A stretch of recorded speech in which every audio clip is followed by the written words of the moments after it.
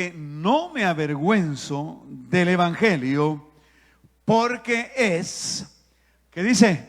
Poder de Dios, ¿para qué? Para salvación a todo aquel que cree, al judío primeramente y también al griego.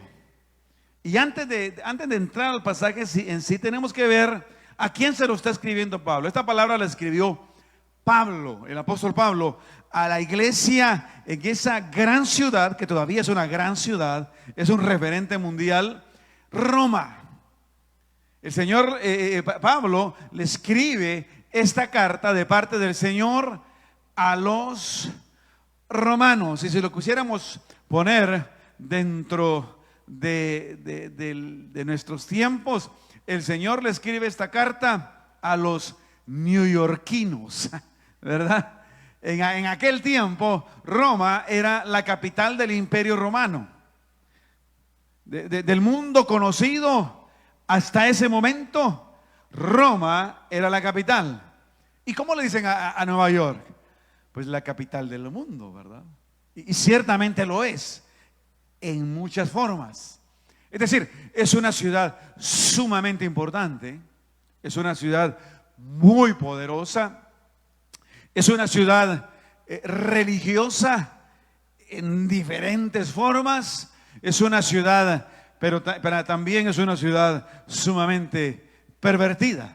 Roma era así. La cultura romana era una cultura dentro de muchas cosas buenas que tenía, porque la tenía, pero también era una cultura basada en el paganismo, en religiones paganas. Por lo tanto, era una ciudad pervertida.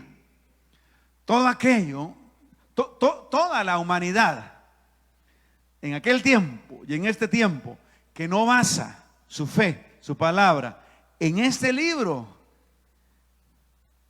termina siendo una cultura, una nación, un pueblo pervertido. Roma era una ciudad, era una cultura depravada. En aquellos tiempos de Roma, por su naturaleza pagana, el homosexualismo era una práctica común, el lesbianismo, la perversión sexual. Usualmente las perversiones se manifiestan en la dinámica sexual. Pero no solamente era eso, sino que algo que era muy común era la pedofilia. Ustedes saben cuál es la pedofilia, ¿no? Que es la relación sexual con niños. Eso era muy común entre el imperio, entre los romanos, ¿verdad? Ellos tenían servidores sexuales que eran niños, eran jovencitos, especialmente los varones. Ellos compraban muchachos para ser gente que les servía sexualmente, ¿verdad? Aquellos que tenían ese dinero para comprarlo, por supuesto. Es decir, era una cultura pervertida, ¿verdad? En aquellos tiempos no habían, por supuesto, no habían televisiones, no habían tipo de comunicación, pero había una forma de pornografía, solo que era en vivo. Cuando ellos tenían sus fiestas paganas, todo el mundo se alegraba, tenían una escena de hombres y mujeres teniendo relaciones, orgías, ¿no? Frente a todos, y todo el mundo lo veía. Eso era como ver ahora en estos tiempos alguien que ve pornografía. Eso era lo mismo, solo que era en vivo, ni siquiera a todo color, porque era en persona, imagínense. Es decir, era una ciudad pervertida, era una ciudad poderosa, el ejército más grande en ese tiempo, riquísima, rica. En términos financieros, era el centro del poder. La iglesia cristiana a la cual Pablo le escribe estaba allí.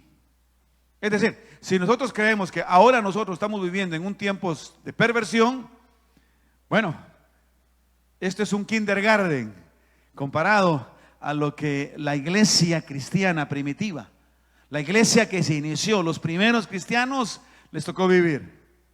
Yo confío en el Señor, que por la presencia de Dios en una nación como esta o en cualquier otra nación, Nunca lleguemos al punto que llegaron los romanos, los griegos anteriormente, los persas en su anterior, en fin, todas estas culturas, que no lleguemos ahí. Pero de la manera en que vamos alejándonos de Dios como cultura, pues esa es la dirección que llevamos. Esta nación lleva esa dirección, esta cultura lleva esa dirección, y esa dirección se mantendrá si no es que las naciones, esta nación, las familias se encuentran con Dios, se encuentran con Él. Ahora, a ellos Pablo les dirige estas palabras cuando dice: porque no me avergüenzo del evangelio. Dice: ¿por qué? Porque es poder de Dios. Toda esta gente en Roma estaba orgullosa del poder que tenía como romanos. Y es que el gran conflicto del ser humano inicia con el orgullo. Lo que hizo a Lucifer, que era un ángel de luz, allá en las huestes, entre las huestes celestiales, lo que hizo que Lucifer cayera fue su orgullo. Lo que hizo que Adán y Eva cayeran era su orgullo. El gran problema del ser humano es el orgullo. Dios no soporta al orgulloso. Y ahora vivimos en un tiempo en donde por todo nos enorgullecemos, ¿verdad? Por todo nos enorgullecemos. Alguien dice: este es un orgullo santo, ¿verdad?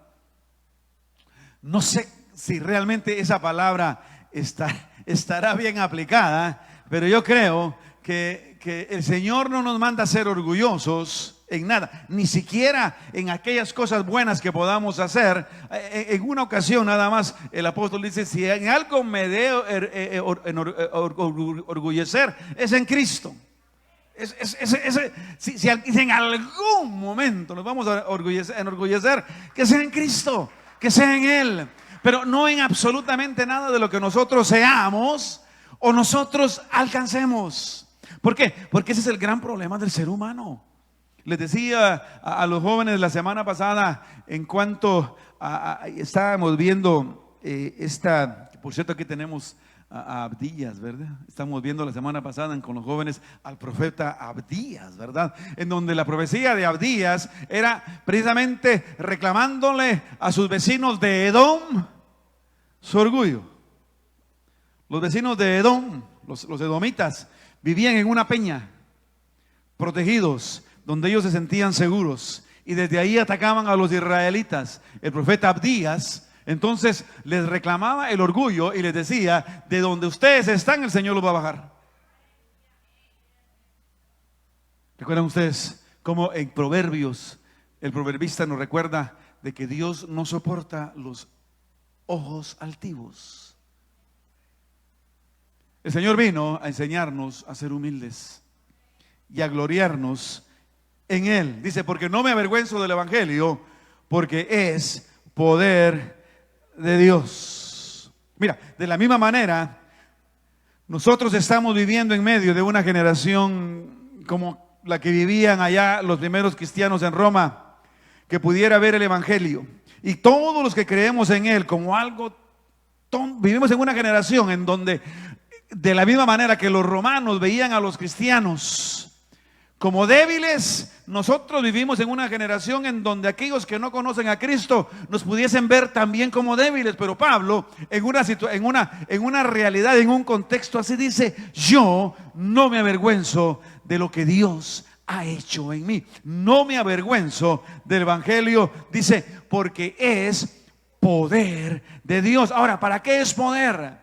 El poder del evangelio, en primer lugar, hermano y mi hermana, yo sé que el poder de Dios es para sanar, el poder de Dios es para prosperar, para levantar, para restaurar, pero por sobre todo, el poder de Dios que tú y yo tenemos y que tú y yo experimentamos es para salvación en Cristo Jesús. Ahora, ¿qué es salvación?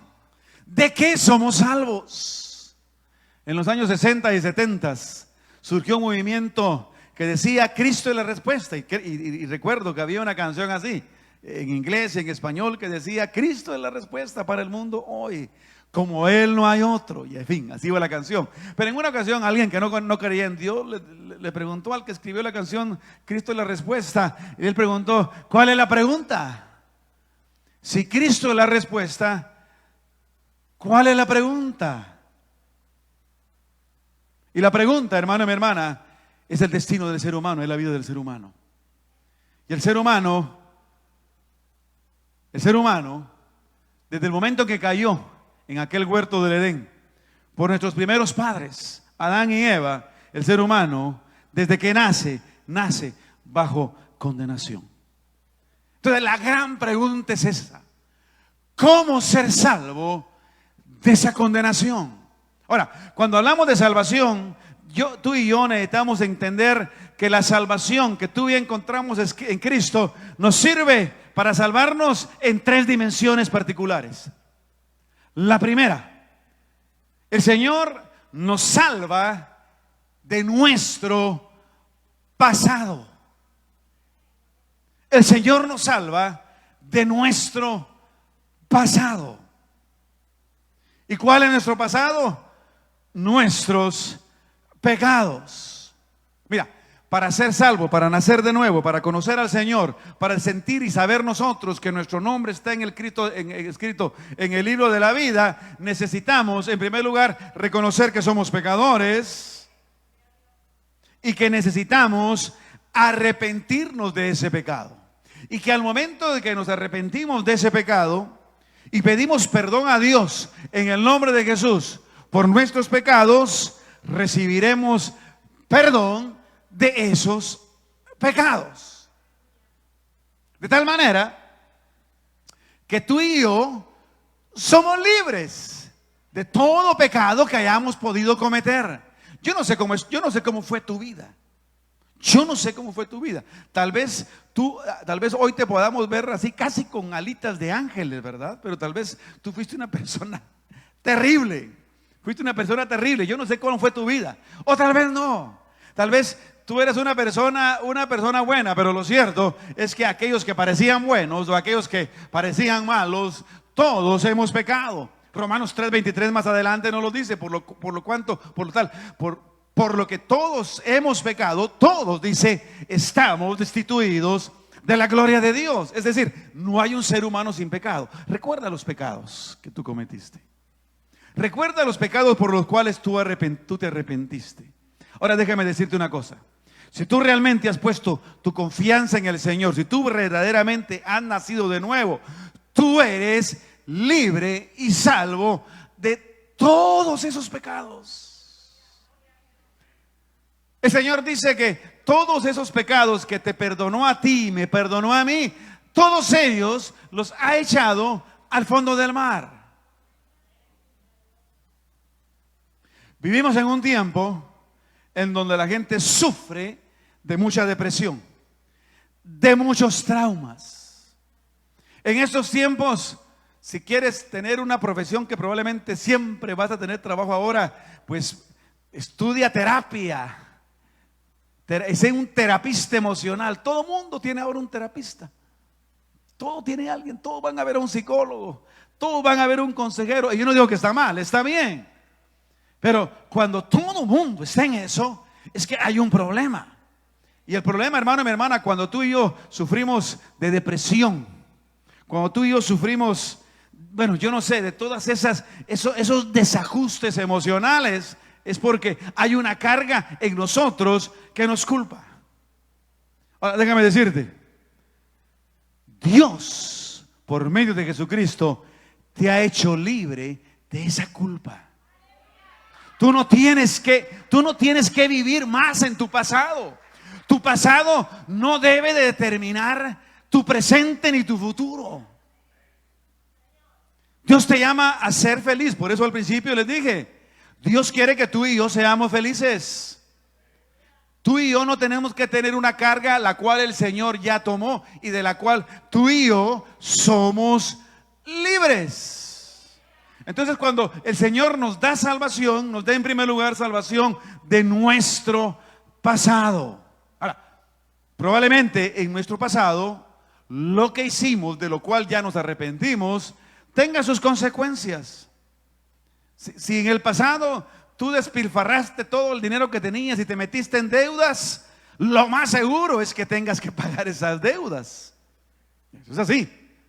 A algunos el Señor les hace el milagro de borrarle la deuda, pero lo normal es que lo hagas, o si en cuestiones de términos sexuales, hay personas que simple y sencillamente tuvieron vidas disolutas en su pasado y probablemente hoy estén experimentando el impacto de ese pasado de muchas maneras.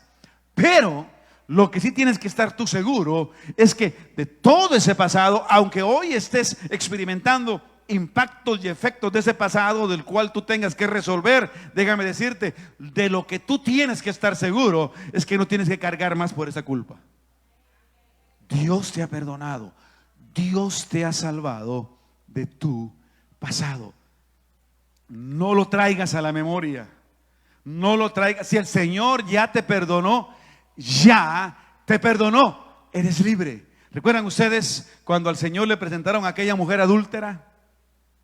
Y le dijeron: Señor, hemos encontrado a esta mujer en el mismo acto del adulterio. ¿Qué hacemos? Y todos tenían ya lista la piedra en sus manos para apedrearla. Entonces Jesús le dijo a la mujer, y cuando empezó a hablar, como Jesús dijo: el que esté libre de toda culpa, lance la primera piedra. Y la palabra dice que cada uno poco a poco se fue alejando, tirando la piedra, y dejaron a la mujer sola. Y cuando quedó únicamente esta mujer y Jesús le pregunta a ella: mire, ¿dónde están todos los que te acusaban? Y ella le dijo: ninguno, Señor, todos se han ido. Entonces, ¿recuerdan ustedes la respuesta de Jesús a la mujer? Las palabras de Jesús a la mujer cuando le dice: mira, ni yo te acuso, ni yo te culpo, ni yo te persigo. Vete. ¿Y qué le dijo? Y no peques más. En ese momento Jesús perdonó a esa mujer de su pecado y le dijo: vete libre, vete, camina libre y no peques más. El Señor hoy nos dice a nosotros exactamente lo mismo. Mira, lo que yo ya te perdoné, yo no lo recuerdo, no lo recuerdes tú. Quien lo hace cuando nuestra mente es acusada por esos pensamientos de culpabilidad, esos pensamientos de carga, hermano, mi hermana, es el enemigo. Yo entiendo cuando el Señor ciertamente por medio de su Espíritu Santo constriñe nuestro espíritu y nos habla, pero hay momentos en el que al quien estamos escuchando es al mismo enemigo que nos hace recordar lo malo que éramos. Porque eso es lo que Satanás hace. Satanás, uno de sus nombres significa ser el acusador. Esa es la tarea de Satanás. La tarea de Satanás es ser ese acusador de nuestras vidas. Pero déjame decirte, ese acusador fue derrotado por el vencedor en aquella cruz del Calvario, Jesucristo, por ti y por mí. Por lo tanto, hermano y mi hermana, eres libre de tu pasado. Pero también el Señor nos libra de nuestro presente. ¿Y cuál es nuestro presente? Es en este momento, en este instante. ¿De qué nos libra el Señor en nuestro presente? Nos libra del deseo, de la necesidad, de la tentación del pecado. Dios nos libra de lo que tú y yo hoy podamos hacer que no le agrada a Él. Tú y yo no tenemos necesidad de pecar. Tú y yo no tenemos necesidad de fallarle a Dios. Tú y yo no tenemos necesidad de vivir una vida que no agrade a Dios. ¿Por qué? Porque en la cruz del Calvario Dios nos da la oportunidad para vivir en santidad con Él. Uno de los anhelos grandes, o el anhelo más grande de tu vida cuando eres salvo, debe de ser poder vivir en santidad. El Señor dice, desde el Antiguo Testamento, como Moisés se lo dijo, Pedro lo recuerda también, cuando dice, el Señor dijo, sed santos porque yo soy santo. ¿Y por qué queremos ser santos? Porque mira, cuando tú y yo somos santos, estamos viviendo conforme a la voluntad de Dios, conforme a la imagen de Dios. Y yo no sé tú, pero yo quiero vivir lo que Dios quiere que yo viva.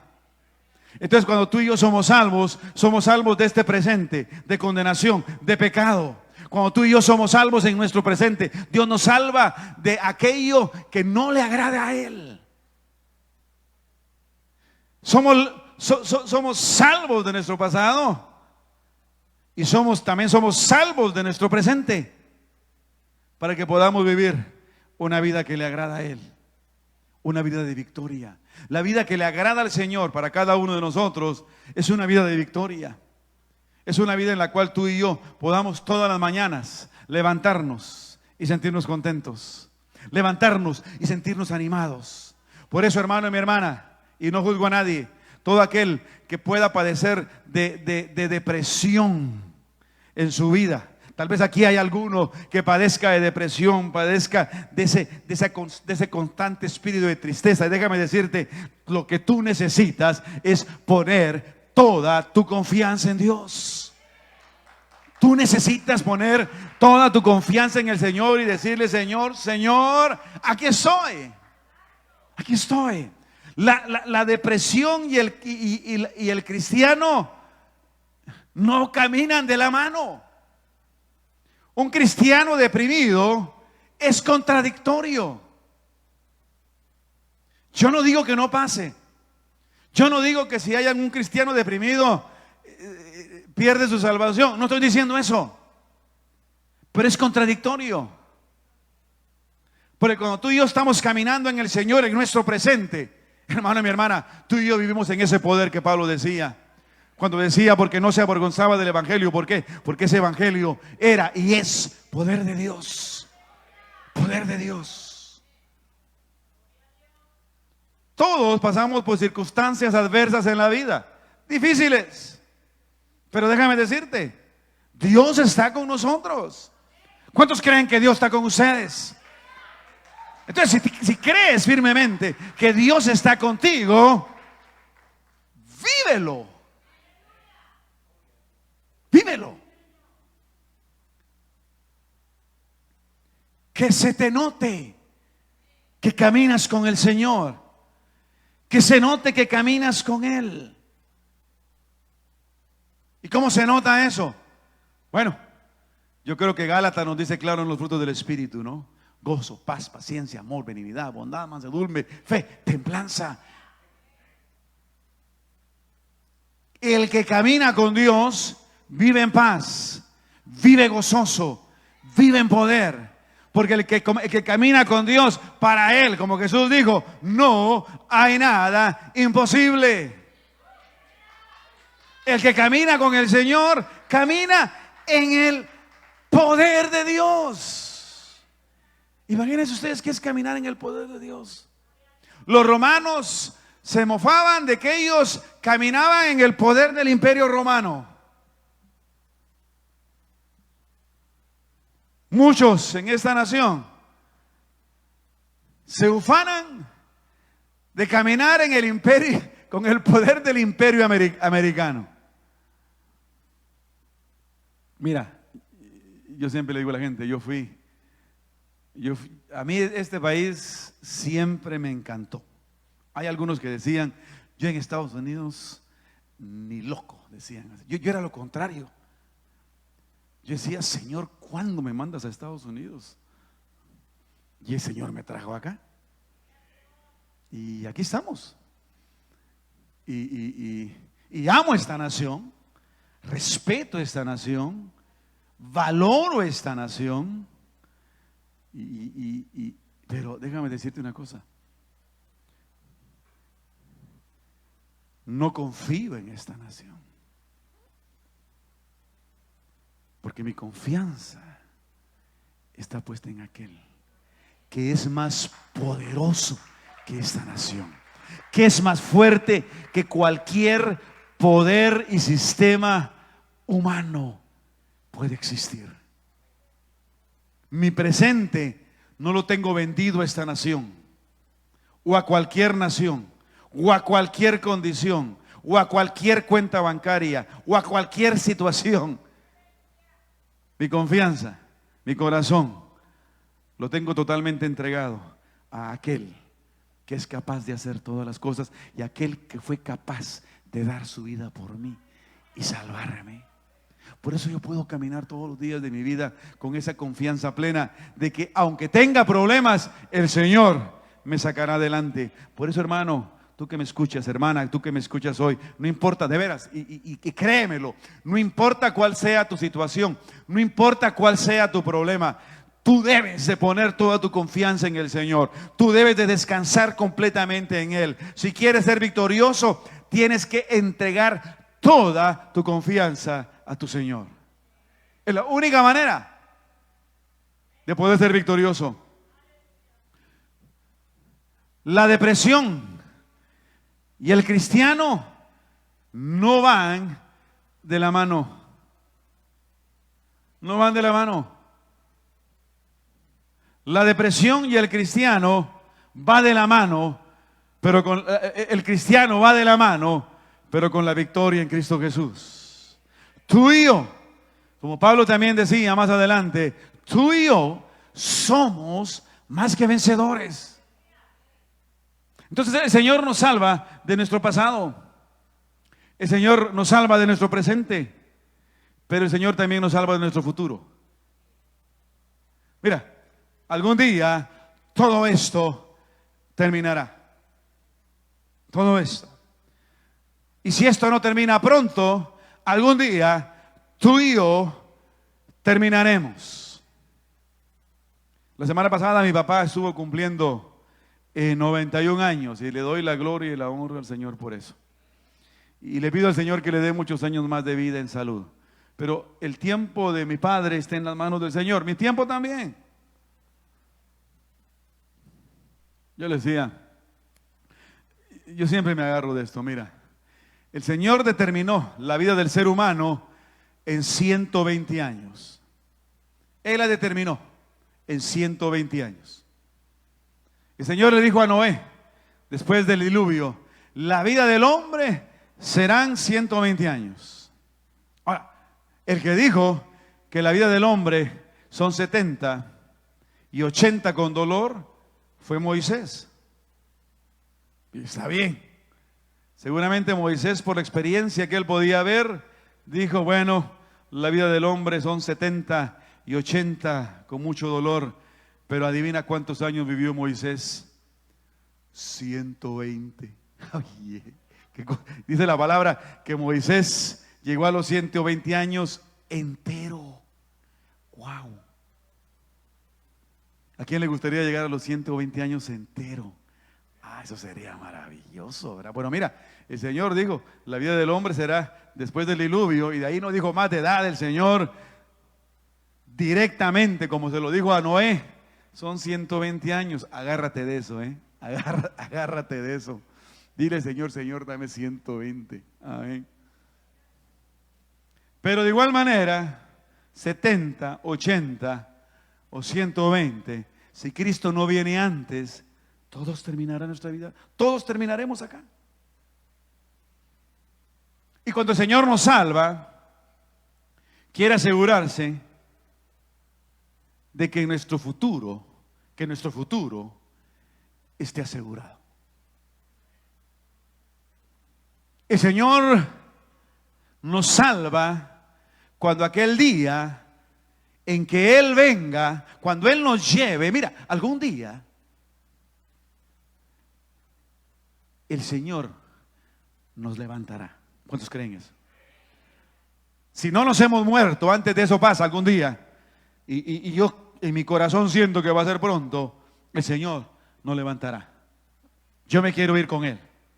Mira, ese día va a ser grande. ¿Por qué? Porque en ese día, en primer lugar, todos esos cementerios van a tener lugares disponibles. Porque los primeros que se van a ir son aquellos que han muerto en Cristo Jesús. Mira, y eso va a ser tremendo. Eso va a ser tremendo. Alaba al Señor, si tú lo crees, alábale al Señor. Porque aquí estamos precisamente con ese objetivo. Yo estoy aquí con este objetivo, en primer lugar, porque yo me quiero ir con Él. Y yo espero que en tu corazón tú también te quieras ir con Él. Y esos muertos se levantarán. Luego, todos los que seamos fieles y estemos vivos, nos iremos con Él. En esta tierra no quedará ni un solo niño. ¿Saben ustedes eso? Yo no sé cuántos niños habrá en el mundo ahora. El 17 de noviembre, esta tierra tendrá 8.000 millones de habitantes. Yo no sé cuántos de ellos serán niños. Tal vez 2.000 millones, tal vez. Lo sé que cuando Cristo venga, por lo menos 2.000 millones de niños ya no van a estar acá, porque se irán. Y si tú fuiste fiel, te irás también. Yo espero irme con Él. Pregunto, ¿cuántos de los que están acá están completamente seguros de que se irán con Él? Si tú eres uno de ellos, levanta tu mano. Si estás completamente seguro, no tienes ninguna duda. Ok, esa mano la vio el Señor. Si no la levantaste, quiere decir que te quedas. Si tú no levantaste tu mano en este momento, déjame decirte, te quedas. Y en ese día, como dice la palabra, como cuando el Señor lo dijo, en Mateo 24 y 25, dijo, en ese día será el lloro y el crujir de dientes. Yo estoy seguro que si yo me muero hoy, o Cristo viene hoy, yo me voy con Él. Si tú levantaste tu mano, te vas con Él. Si no le levantaste, te quedas. Yo te invito a que no vivas así. Porque el infierno es real. Si tú crees en el cielo, tienes que creer en el infierno. Y el Señor nos salva de nuestro futuro, para que cuando ese día venga, ya sea que vayamos con Él o nos muramos y nos enfrentemos con Él, como la palabra lo dice, ¿no? Que está determinado que el hombre muera una sola vez y después el juicio. Cuando tú y yo estemos allí, podamos afirmar esa salvación en Cristo. Y el Señor nos diga, bueno, sería la derecha del rey, ¿verdad? Ven, siervo fiel, entra al gozo de tu Señor. Mira lo que dice acá. Tengo como 6 o 7 versos, pero solamente pude predicar uno. Pero quiero que escuches esto. Pablo dijo que no se avergonzaba del evangelio porque era poder de Dios. Mira, yo no sé que en medio de qué y de quién vives tú. Pero en esta mañana yo te exhorto a que determines vivir tu vida en fidelidad al Señor, no avergonzándote de Él. El Señor dijo, el que me niegue en esta tierra, yo lo negaré delante de mi Padre. Eso fue lo que Él dijo. Mira lo que dice acá, 1 Corintios 1:18, dice, porque la palabra de la cruz es locura a los que se pierden, pero a los que se salvan, es decir, a ti y a mí, esto es a nosotros. ¿Qué dice que es? Es poder de Dios. Y para terminar, mira lo que dice aquí el versículo 23. Pero nosotros predicamos a Cristo crucificado, para los judíos ciertamente tropezadero, y para los gentiles locura, mas para los llamados, es decir, para todos aquellos que levantaron hoy la mano,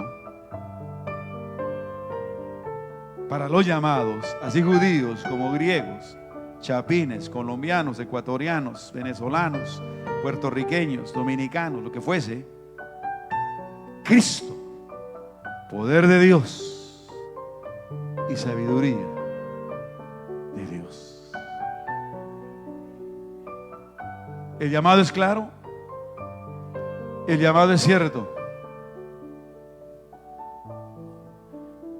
Dios nos salva en Cristo, de nuestro pasado, de nuestro presente y de nuestro futuro.